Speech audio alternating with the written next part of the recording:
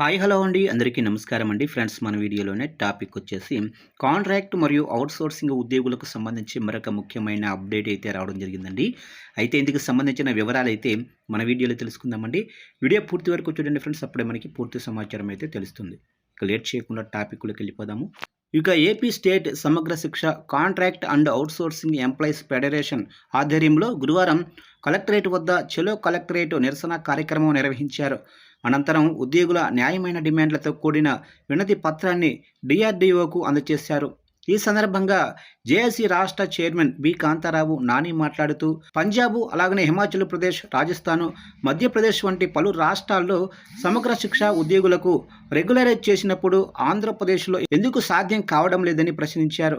ఇక కేజీబీవీల గౌరవ అధ్యక్షురాలు కె విజయగౌరి, నాయకుడు రామకృష్ణ మాట్లాడుతూ తక్షణమే జూన్, జూలై నెలల జీతాలు విడుదల చేయాలని డిమాండ్ చేశారు.